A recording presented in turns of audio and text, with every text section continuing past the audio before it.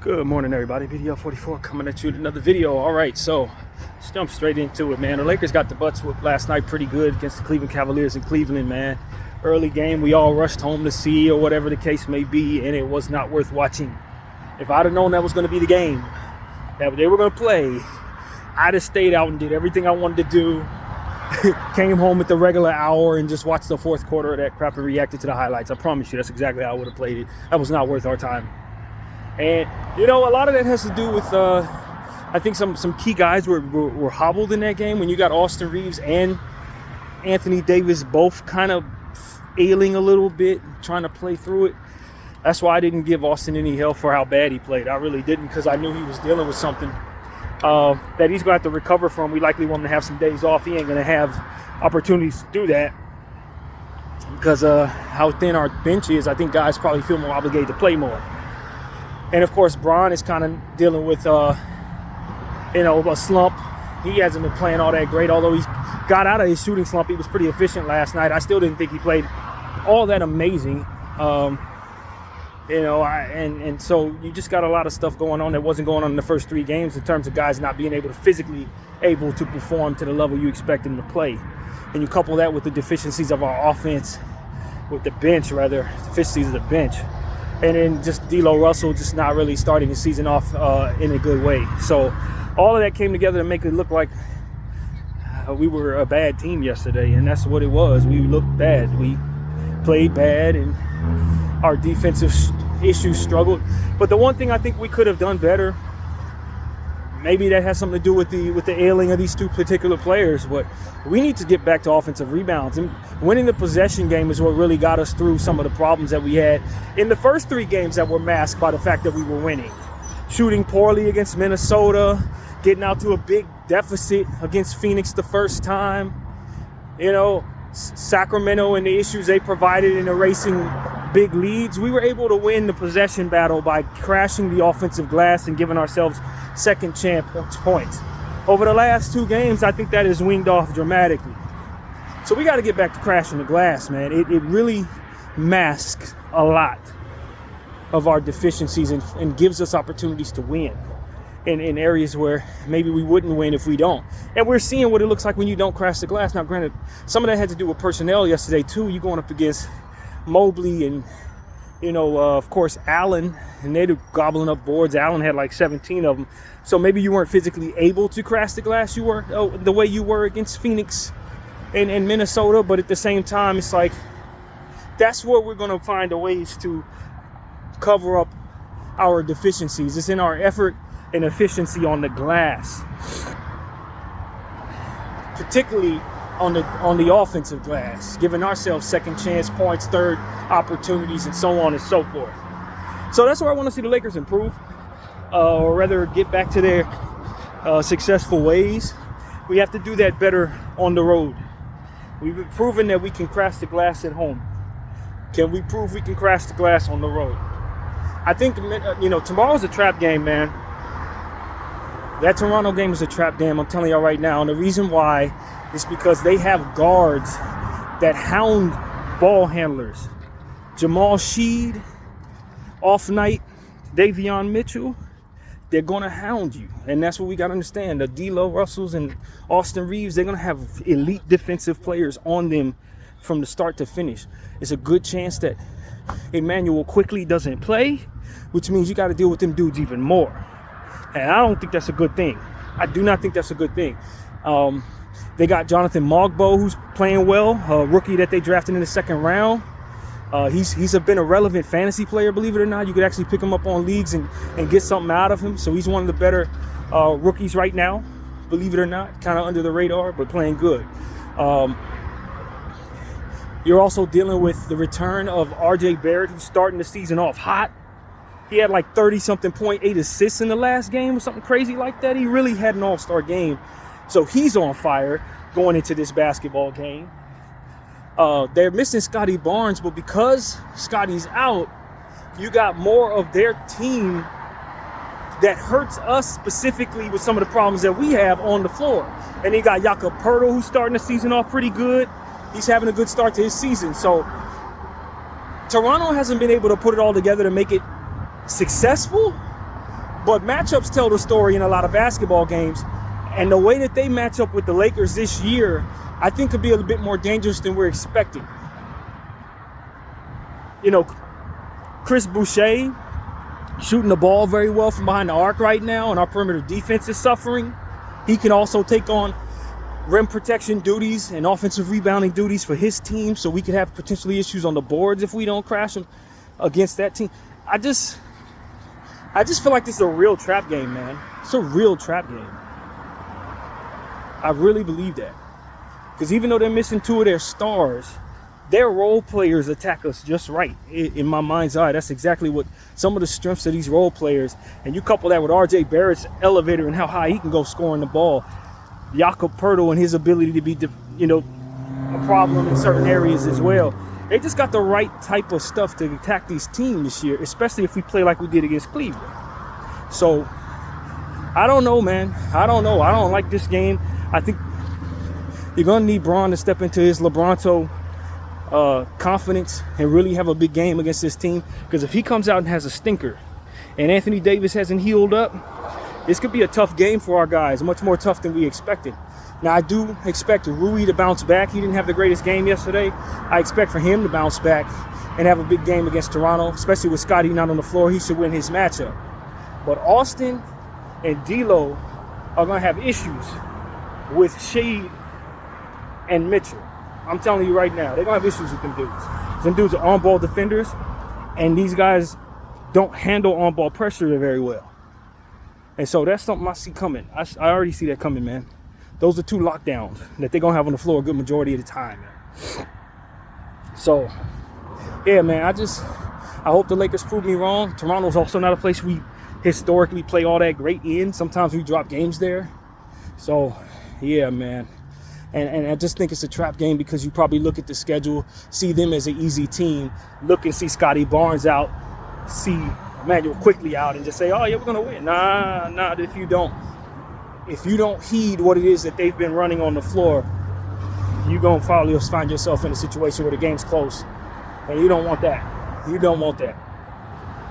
So that's my thing with the Lakers tomorrow, man. Just be ready. You got to play a really good game against Toronto. This is not a gimme game. On the schedule, it looks like this is the first team that we've played that ain't any good. But even bad teams can tend to match up well. And we're not that good. Let's just be honest. We're a not so great team that beat some really good teams to start the season. That's exactly what this is proven to be. We have some strong deficiencies at the bench area. I've heard somebody say that we don't have a single NBA bench player. I could argue that we do because I really like Dalton Connect and what he can bring to the table. But is Jackson Hayes an NBA player in most situations? He might not be on a lot of teams. He might have gotten waived and sent to the G League on some teams. Is Max Christie an NBA player right now? No. Simply put, no. Gabe Vincent playing like an NBA player? He's not playing like one. He ain't playing like one. Is Cam Reddish an NBA player right now? No. Is Bronny James an NBA player right now? No. So it's like, you look at that bench, and that bench is not good. I told y'all we got the worst bench in the league. I really believe that. It's the worst bench in the league. Right now. The best player on your bench is Dalton Connect. Right now. And one of the reasons why our bench wasn't so bad last year is because we were able to have a guy like Taurean Prince either starting, which allowed for a good player to come off the bench, like Austin at times came off the bench, and we shook the bench around so much that there was never really any consistency to really expose it. Darvin would have starters on the bench to mask that problem, which ultimately is proven to be the path that we might have to go now. You may have to forego some of that great starting lineup so that you can have some threat on your bench. And so everybody hated Darvin Ham and how he moved last year, but this was something that I think most coaches would have to do with this roster because it's so damn deficient, especially on the bench. So that's my thing. I think the Lakers are going to have to find a way to improve their bench and not wait for our GM to make a trade to do so. Because I'm telling y'all, I hear a lot of people talking about making trades. I don't think that that's really something that you can expect is going to be doable unless you're giving up too much to get back something that ain't worth it. That's the only real trade that seems realistic in this trade market. In this apron era, owners are not willing to commit to trades that are not surefire knockout hits. So while the Lakers may have needs, that doesn't necessarily mean that the people on the other side of the negotiation table give a damn about that. It takes two to tango in the trade market, and Laker fans, all of us have to know this. When we say we have bad player and we want to trade him, D'Lo's playing bad, let's trade him. Who the hell's going to take a bad player? Find a player on the other side of the negotiation table that sucks too. If you want to trade trash, then you can have a realistic opportunity of trading a bad player, because you're going to get back something trash too. Laker fans that don't have realistic expectations as it pertains to the trade market, and a lot of conversations I hear about, and a lot of stuff that I see in the comments. Y'all got to be a lot more realistic when it comes to your expectations for trades. If you have garbage, nobody's going to want to give you anything good for that. Not unless you're giving up picks, for which a lot of us are willing to do, but in the grand scheme of things, is a terrible decision. When you talk about the future of your franchise and a pick being attached to your name, accrediting you the ability to opt in and out of tank mode or not, that's not something to just give up for a role player. That's not something to give up for a guy just to, run around for a year and then sign with another team. You're going to wish you had that pick. Pick is worth a lot more than that. So for me, it's like I'm not in the business of telling people that we can make trades just because we need to.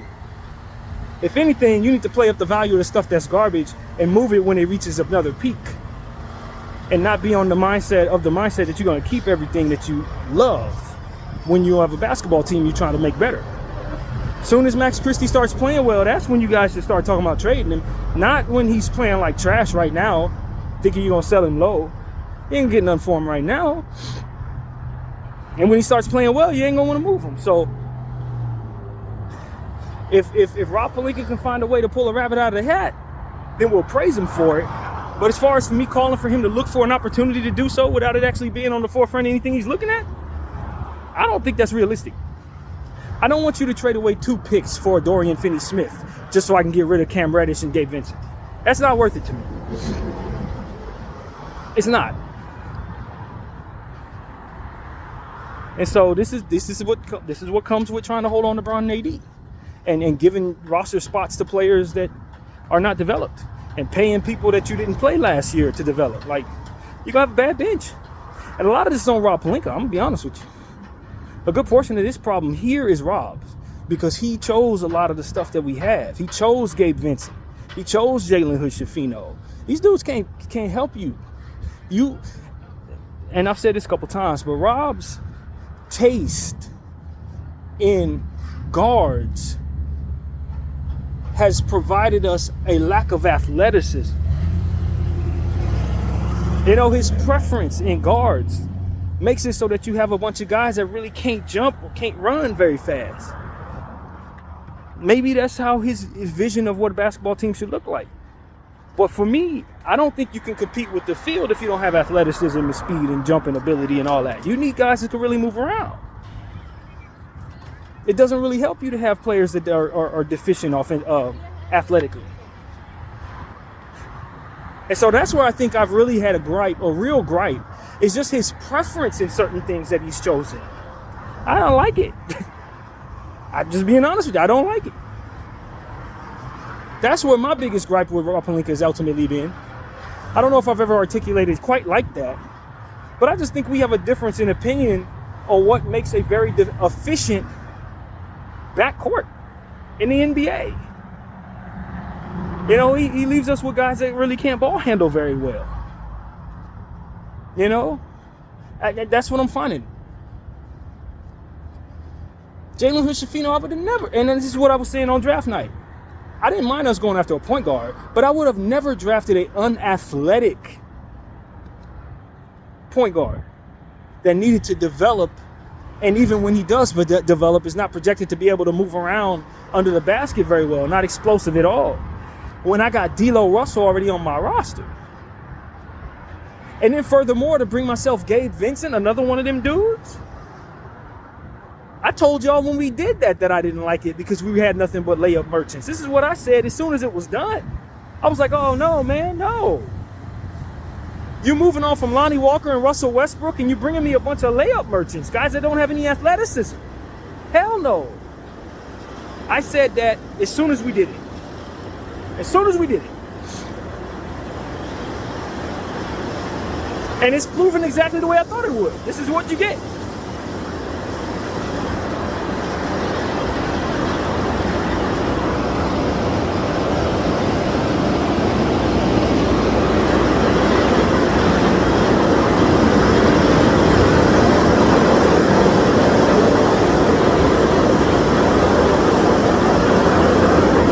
If a guy doesn't have a whole lot of athleticism, then his ball handling has to be on a string.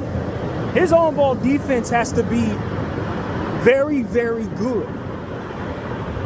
You can't have all these different problems and think that that's going to be the vision. I don't know what the vision is, as it pertains to our backcourt. When I think about a guy like LeBron James, the first thing I'm thinking about is guys who can run in the fast break with him because he's a great passer and he's a great finisher. So you want guys who can play make around him and who have athleticism to finish plays so he can lob the ball to him. I like that vision. That's kind of what they had in mind when they brought Russell Westbrook, but Russell has just got stuff going on that doesn't allow for him to really display his greatest strengths in our uniform. Russell Westbrook, that was the vision. And we can run fast breaks all day long, run down people's throats. You're bringing me a bunch of dudes that's getting packed. And for those who don't know what packed means, this means you're getting blocked. That's the old school way of saying you got blocked.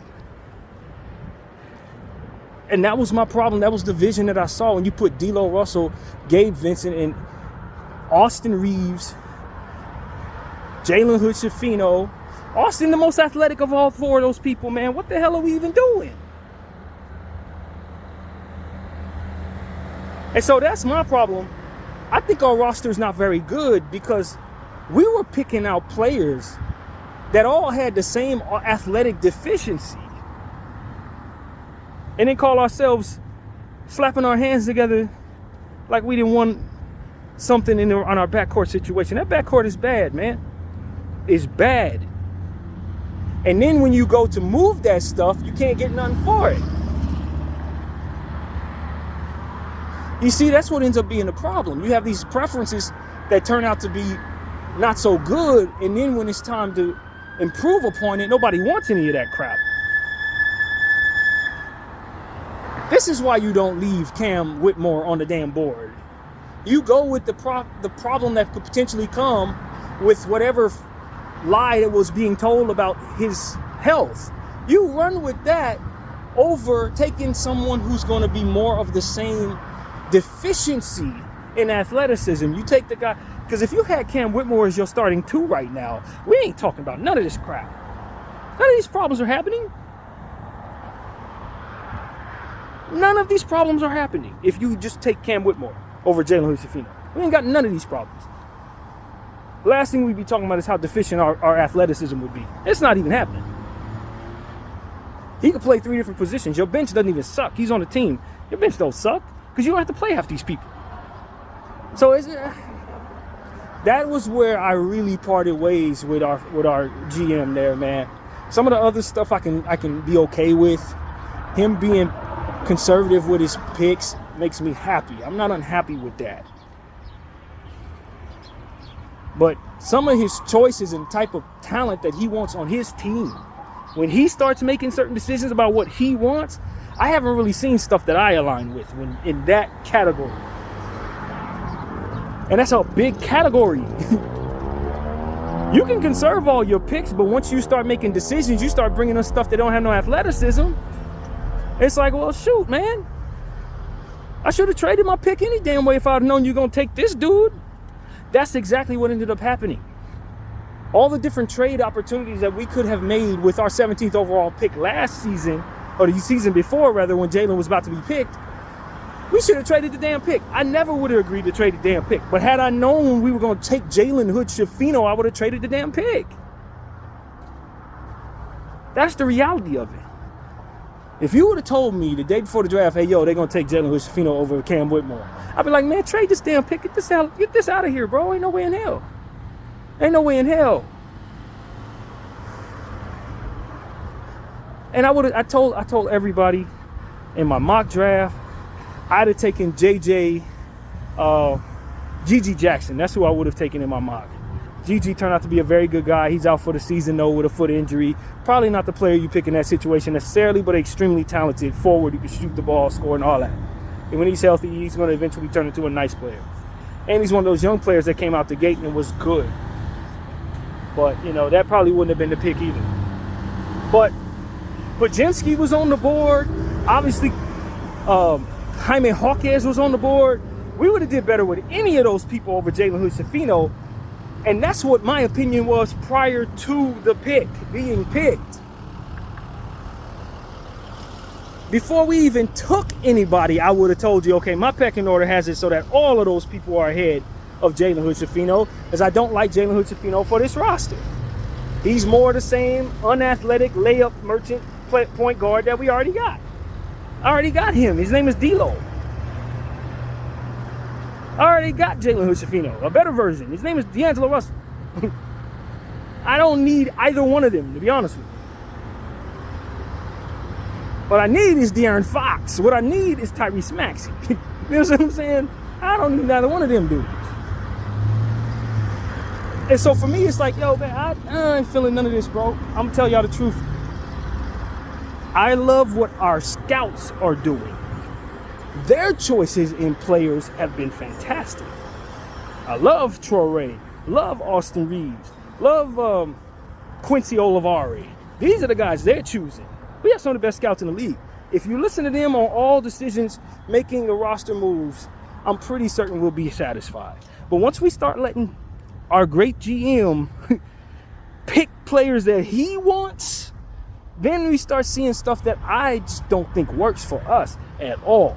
The vision I have for LeBron James does not have layup merchants around him, bro, at all. There wouldn't be a single one of them dudes on the roster I'm putting together for LeBron James. Not a single one of them. It'd be nothing but athletes. We'd be flying all over the place. We'd be one of the best fast break teams in all of basketball if I was running this damn thing. Maybe have other deficiencies, right? But what we are settling for? No, man, we can't settle for that. And we chose a lot of these people. That's the problem. We chose layup merchants. So that's my thing with the Lakers, man. I just want this team to turn its attention to finding some athleticism over the next several years. Some guys who can really get off the ground, push some people around, be faster than somebody else. God-given gifts, not just great at thinking the game of basketball. That's great. That's fine. I like that. I need that in my coach. You understand what I'm saying? I need my coach to be a genius basketball mind. I need my players to be faster than all these other dudes. That's sort of like, honest to God, man. I need them to be able to get to the highest point quicker. Be able to jump twice as fast as somebody else so we can get those extra chance possessions. Not just think the game would move around like me. They got as much athleticism in anybody as I got, man. I don't need that crap. Basketball is a physical sport. This ain't chess. So that's been my problem, man. I have a big problem with that. And as our season is starting to transpire and I look at our bench and see so much inefficient stuff, non-tradable stuff, I just like, man, this is crap, bro. This is stuff that he chose. Why our bench suck? Because you gave your mid-level exception to freaking Gabe Vincent. I would have never chose Gabe Vincent for my mid-level exception, fam. Never. Even in Miami, I told people he's cool. He didn't have a good finals. He had a good playoffs for the most part, but he fell asleep in the finals. He's nice.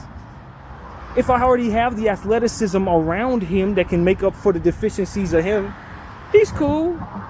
That was what I was saying before we even picked the dude up. And when we got him, it was like, okay, his value's worth that. At the time, it's like, yeah, that seems like a good...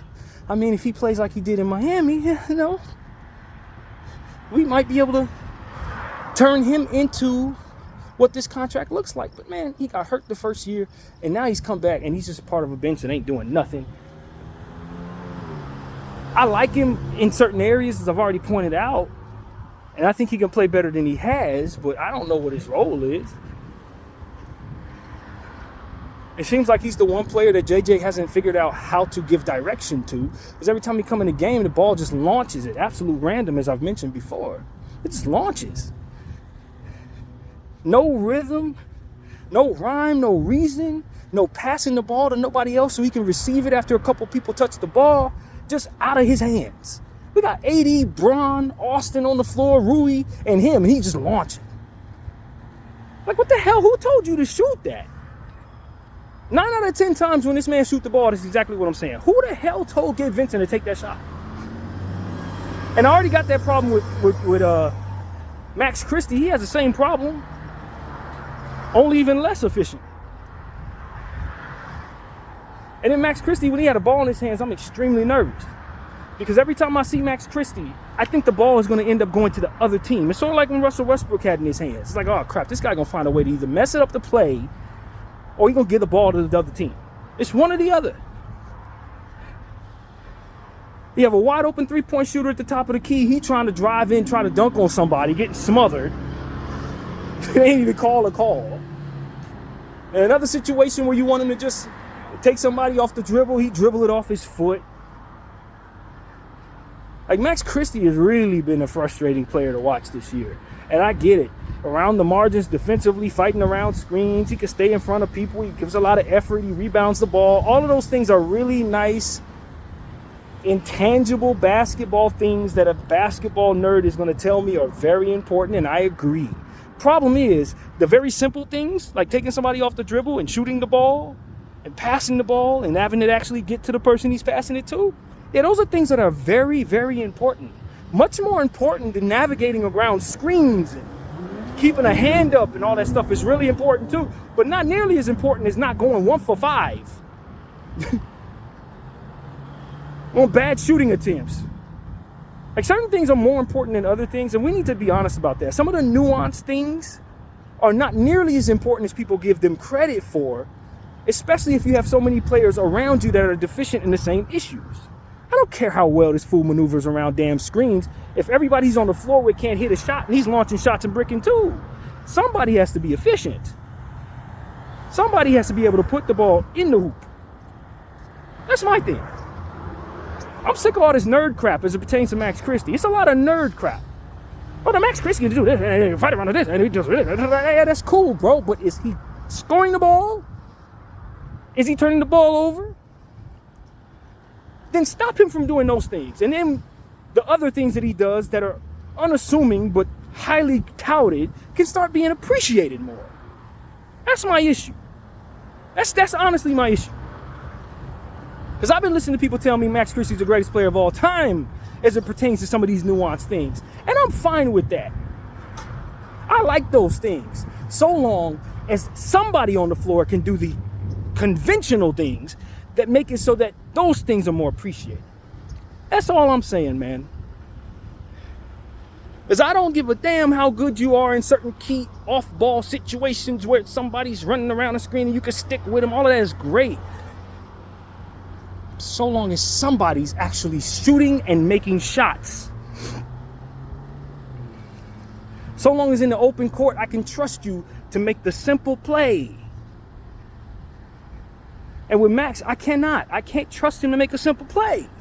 He always gonna either try to do too much or just miss something that he should do. A simple pass to the left. He gonna make a drive to the right. Like, nah, man, nah. Your decision making, you in the NBA, bro. We just paid you a contract. You have got to start working on these areas or we gonna want you the hell out of here, bro. I'm not playing with him because he's somebody who I understand is one of our best defenders, one of our better rebounders at the guard spot. So we're going to need to lean on him. And if I can't trust him in the conventional areas, that means I have him on the floor a lot so he can take care of the little unconventional things that everybody heralds him for. And I got to deal with the deficiencies that come with him not doing conventional things. And that is going to turn us into a worse basketball team.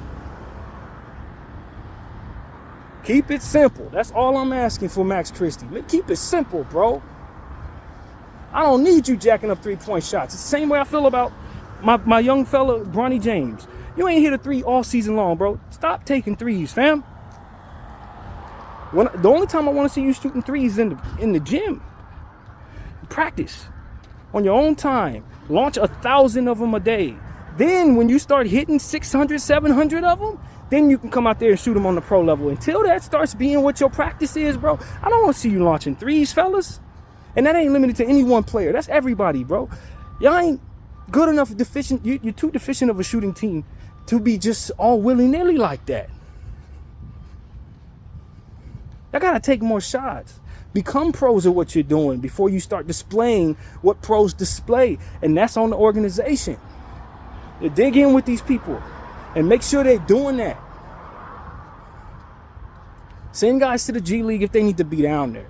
Make sure they're doing the stuff necessary so that they can be able to display a confidence that will allow for good, efficient opportunities and shots. That's all I'm saying, man.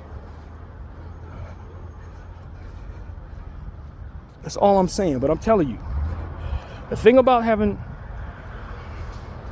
underdeveloped players on a team like this is that because you're relying on so many of them, you got to live with some of this stuff. And there are certain things that if you try to live with, you're not going to survive. And that's what I'm starting to find out is a real thing when it comes to one specific player, and that's Max. That's Max. And maybe reps help this. Maybe it does, maybe the more games he plays, the more he starts to learn from mistakes that he makes. We'll see. Only time will tell if he's one of those guys that can learn quickly or, you know what I mean? We'll figure it out. But for now, that young fella is hurting this basketball club something fierce, man. And I don't give a damn about all that nerd stuff that people keep telling me about. I don't care about it. Can I say it again? I don't care about the nerd stuff, man. If you can't keep it simple, we're going to have problems.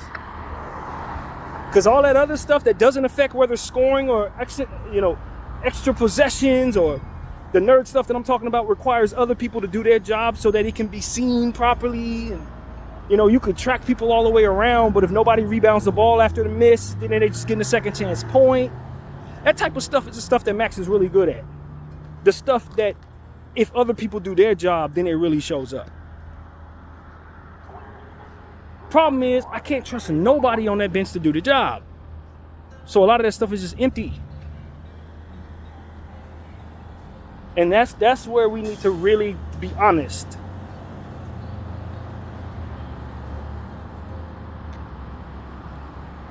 And so for me, I'm frustrated, man. And I'm telling you something else. If you really want to improve this bench without making trades, you're going to call Quincy Olivari up and you're going to put him in the position that you keep putting Max and Gabe Vincent in. You're going to give him those minutes. I'm just being honest with people. I'm going to rip the Band-Aid all the way off. He's better than them dudes. He's already proven that. I'm not saying he's a perfect player. I'm not saying he doesn't have some development to do. He's a rookie too. But as far as what I've seen with my own eyes, I can trust Quincy Olivari over some of these people that we are forced to play right now. I can trust him more. I know he's going to make more of an impact scoring the ball. I know he's going to make an impact on the defensive end. I know when it comes down to crunch time, he's going to show me a lot of heart, and he's not afraid of the big moment. I don't know what the hell we're waiting for. I don't know what the hell we're waiting for when we got the worst bench in basketball and all these players suck right now. What am I waiting for?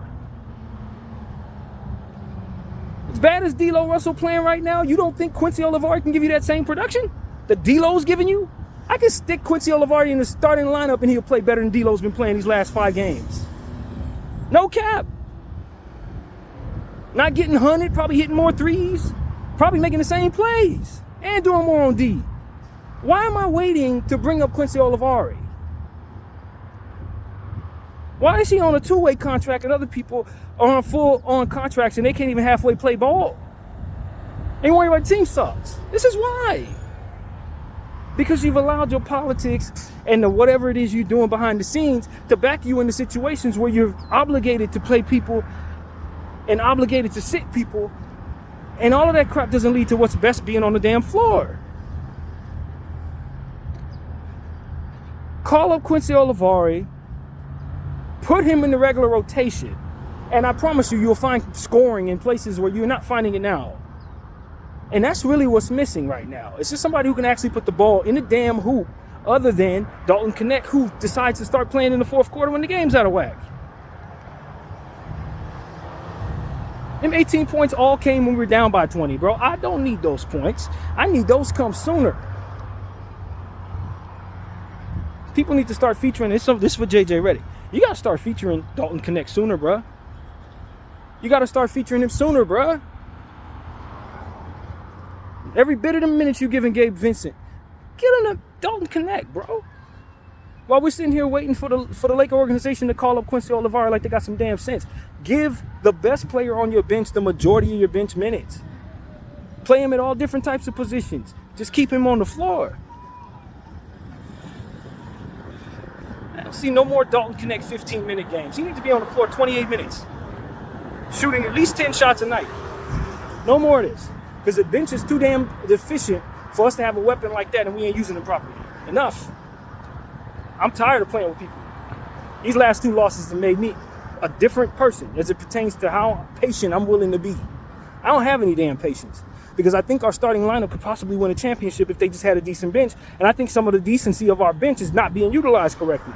And some of it's on JJ, most of it's on the organization. Call up the people who can play. Traore needs to be in regular rotation right now as bad as we are. He needs to be in regular rotation. I really believe that. Thank you, man. Yeah, no problem. I think he needs to be in regular rotation, man, because he's going to give you offensive rebounds. He's going to get easy buckets in the paint. And what are we deficient in? Scoring the ball off the bench. That's where we're deficient. Scoring the ball off the bench.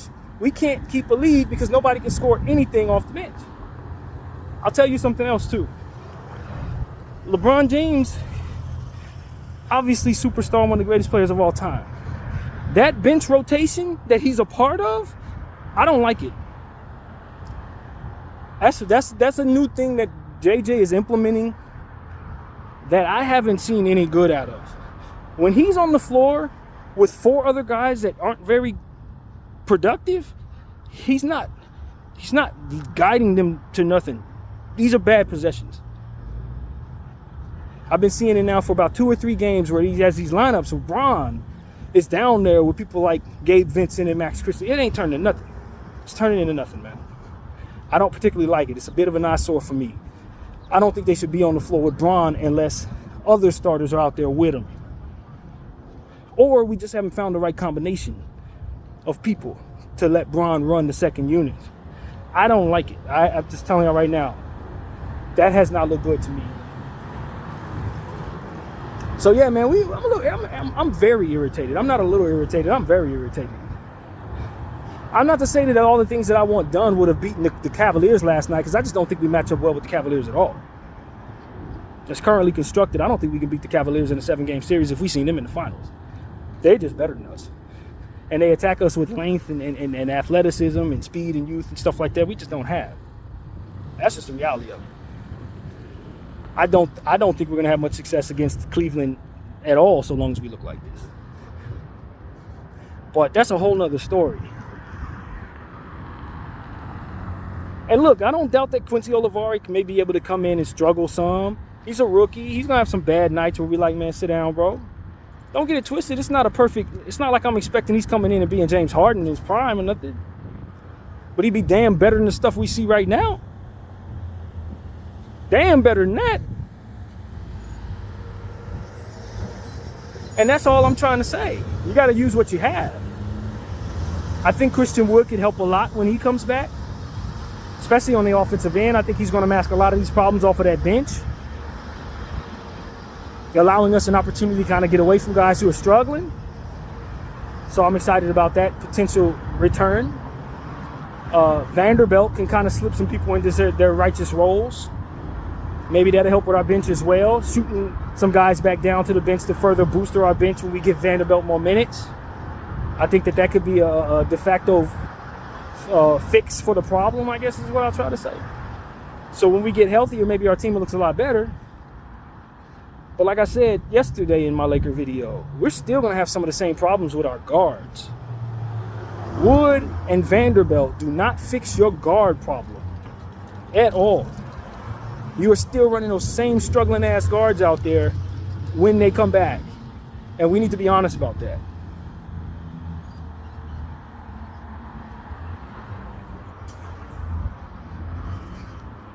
If we want to be a good enough team, in my humble opinion, it's going to require us to shake up some things that maybe are not comfortable for everybody on the roster. Somebody going to have to come off the bench just like Darvin used to do, whether it be Austin or D'Lo. Probably preferably Austin, because I can trust Austin to actually play well when he checks in the game. You move him to the bench and suddenly your bench doesn't suck anymore. It's why Darvin did it last year. It was the right thing to do with this unit. I'm just being honest. I know our starting lineup looks great with Austin in it, but our bench is horrible. Like, it's god-awful. The worst bench we've had since we had guys like Kendall Martian and Xavier Henry and Robert Sacre. Like, this is as bad as that bench, arguably. And so we can't afford to have a plethora of riches in our starting lineup and then go away from our starting lineup and they suck like this. Unless you want to do this like Thibodeau and play guys into the ground 48 minutes, which I don't think we have the personnel for that either. So this is what I'm screaming. The Lakers, you got to figure out a way to make this bench better. And D'Lo Russell is going to have to carry his weight, man. I'm not feeling the 10.5 assist game, bro. I'm sorry. You are too important of a piece for that type of production, fam. And look, I get it. You're inconsistent to a degree. You might have, some things going on or whatever that might be taken away from your focus, it seems to me. But your responsibility to this roster is to give us more production than we're getting from you, scoring the ball specifically. And this is unacceptable. Somebody needs to just say it like that to him. This is not the quality of ball that we expect for you. From a player of your caliber. This is not the quality ball we need from you, bro. You got to play better. And I believe with the talent that you have, it's safe for me to ask you to do that. I don't think everybody on my team, I'm going to be able to ask of that. They may be a little underdeveloped or under-talented to be demanding they play better. With a guy like D'Angelo Russell, that's not your problem. You just got to play better. I seen you go for 45 points, bro. I should not expect 10 points from you. And I get it. You can pass the ball and make great plays for other people. I like that aspect of your game. But it's not like we're getting 10 and 12 assists from you. You're getting 5 assists.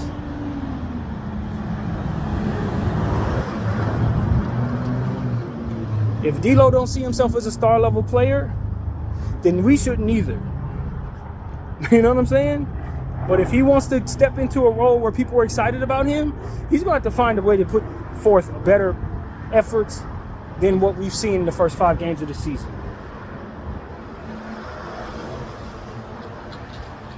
That's all there is to it. I get it. You don't have security on this roster. We talk about it. You don't, necessarily know where you fit on this roster. Maybe I was listening to Jovan Buha this morning. He was essentially saying he believed that it may not be as necessary for him in his playmaking duties on this particular roster this year because of how we run the offense. All of that, I have no problem with those assessments.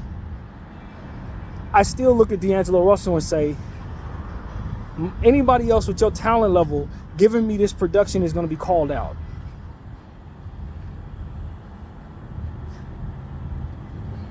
These 11-point, 12-point games, I can't deal with that from you with the problems that this roster has when I know you can go for 40, you can go for 30, you know what I mean? You can string together 7, 8 threes and all that. I don't know what it's going to require you to do to get in that type of rhythm again, but if you can't get in that type of rhythm again, a big part of our team is not going to be as good as it needs to be. It's going to be because of it.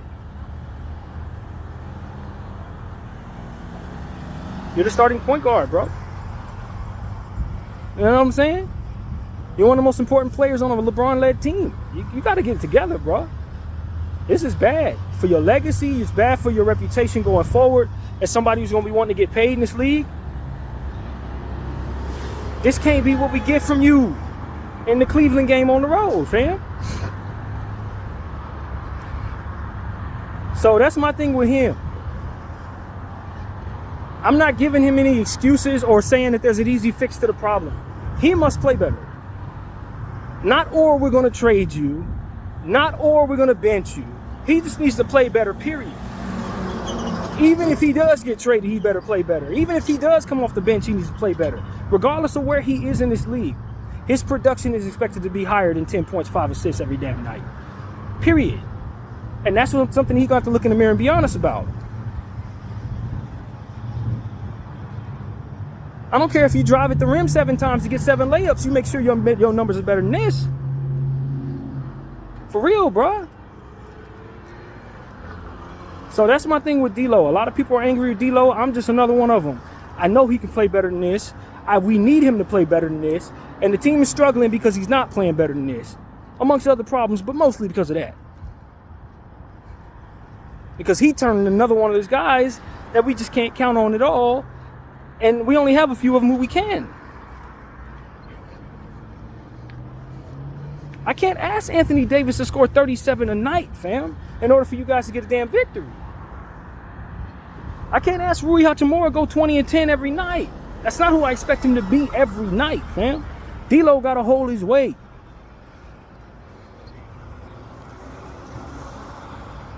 And so that's really what it is, man. I don't want to leave ultimatums out there like everybody else is. I'm not interested in doing that. I'm interested in telling a good player to play better, man. If I thought he didn't have the talent, I would just say it just like I talk about other people. They just ain't got it. They ain't very good. I'm not asking them to be better. They can't be better. I don't believe they can. Him? Nah, fam. We ain't doing that with him. I'm not doing that with him. I know what he looks like when he's playing well. I know what he looks like when he's in his bag.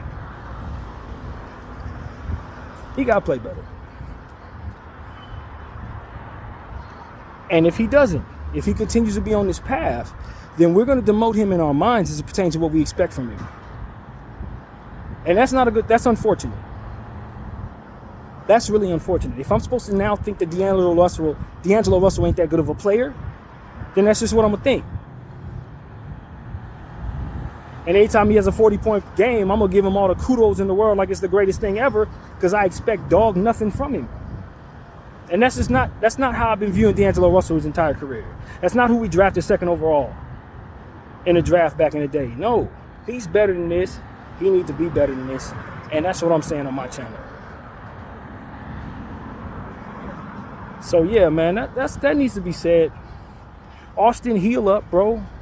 Because you've been very inconsistent, slumping and stuff like that. I think a lot of that has to do with some of these knick-knack injuries you picking up early in the season, trying to play through them. It's the only reason why I'm not calling you out for the game you had yesterday, because I genuinely think you were ailing a bit. We didn't see you in the second half very much. I wasn't surprised by that. After that knee to the calf thing, I thought that was a real thing. But, that's all the more reason why we need players around him to step up when he's not being able to do his thing. Just like we need him to step up when other people aren't able to do their thing. You know what I mean? So a team with deficiencies and talent need to understand that the guys that are able, they really have a responsibility to do it every night, man. And if they can't do that, then it just eats away at the opportunity to win, man. So that's on everybody, man. And look, we can get on LeBron James, but he's well past the time when it's for him to retire, to be honest with you. He's well past the age where everybody who plays basketball retires. So I'm not going to look at him and say, you got to do more. Anything you get from LeBron James is a blessing because he should have been retired. Like, just be honest. If any day he stops playing ball, he's already done enough. If any day he stops playing ball, that's what you should expect from someone who's 40.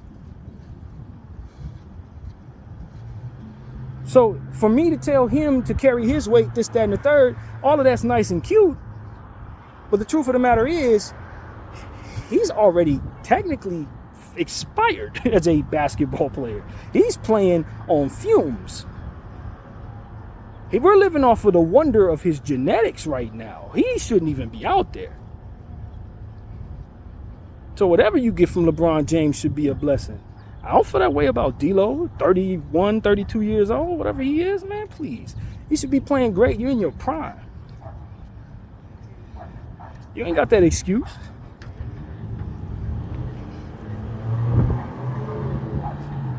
Y'all supposed to be stepping up for Bron. He been carrying y'all for the last couple of years, right? AD and Bron been carrying y'all for the last couple of years. It's time for guys like Rui and Austin and D'Lo to step up. It just is what it is. If y'all gonna be any good, it's gonna be on y'all back that we get where we going. Not the guy who's 40.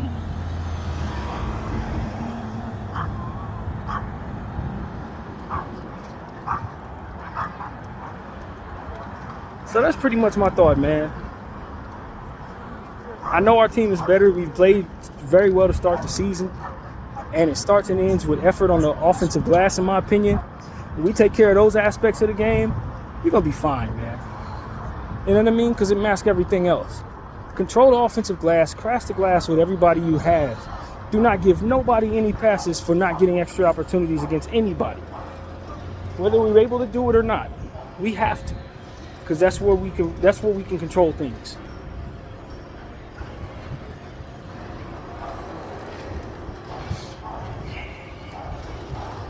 You know, I got a big game tomorrow against a team that's probably going to try to trap us with great ball pressure players. Off night and shed, as I said at the beginning of this video. We got to be ready for that. We got to run plays that allow for our guys to not have the ball in their hands for too long. Because if they have it in their hands for too long, these guys are going to take it from them. Of course, we'll talk more about that tomorrow.